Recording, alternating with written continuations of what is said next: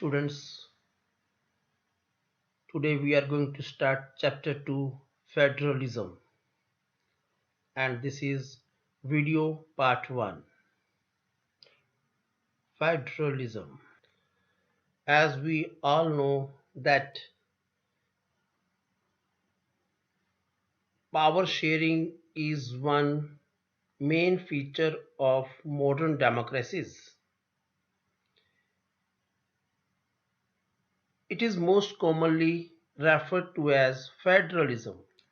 In this chapter, we shall discuss what is federalism, what is the need of federalism, what are the main features of federalism. First of all, what is federalism?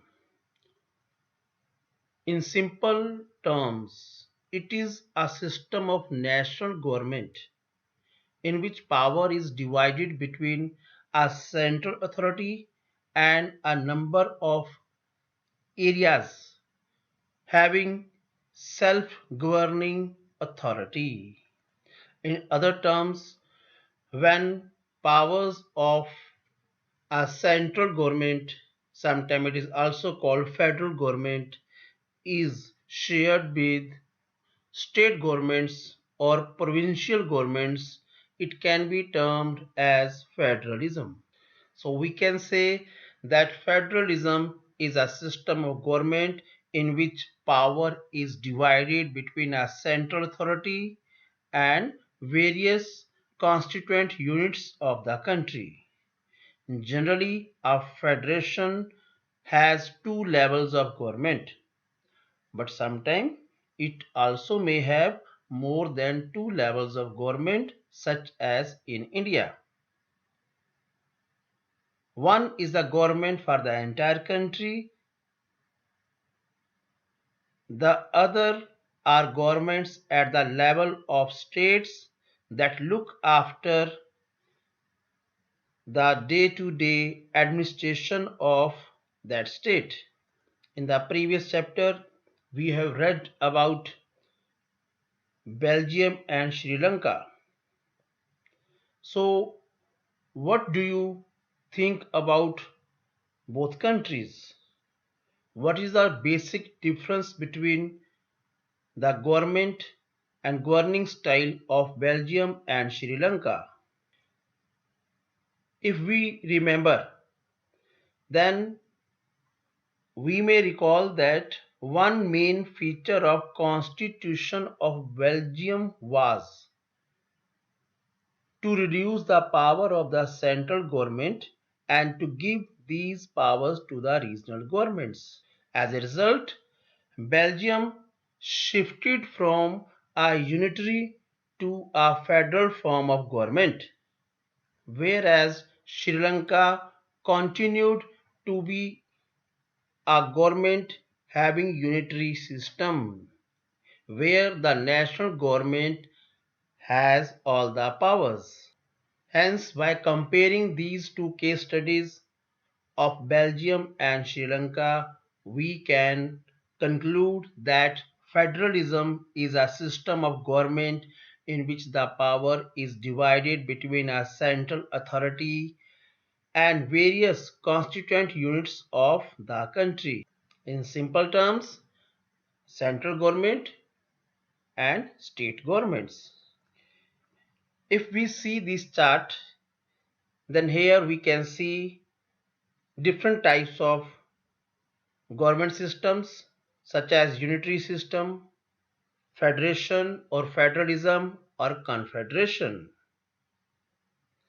Unitary system is a system in which authority is totally concentrated in the central government such as United Kingdom, Japan and Sweden.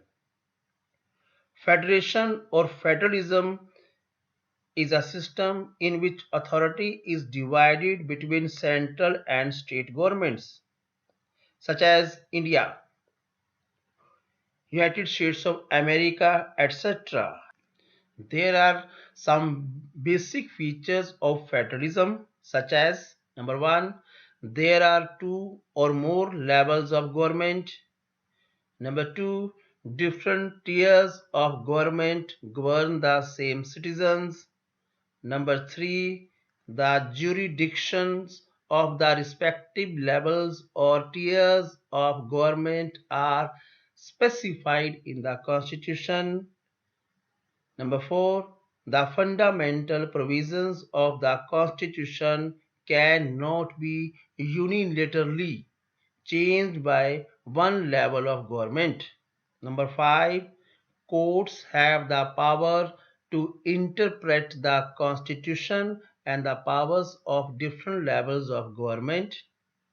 Number 6, source of revenue for each level of government are clearly specified. Number 7, the federal system therefore has dual, that means double objectives: to safeguard and promote unity of the country while at the same time accommodate regional diversity. In simple terms, an ideal federal system has both aspects. That means mutual trust and agreement to live together. There are two kinds of routes through which federations have been formed. First one is coming together federation. It means independent states comes together on their own to form a bigger unit. USA, Switzerland and Australia are some examples of coming together federations. The second route is holding together federations. The second route is where a large country decides to divide its power between the constituent states and the national government. India, Spain, and Belgium are some examples of holding together federations. That's all in this video, part 1. We shall continue in part 2. Kindly subscribe the channel www.youtube.com/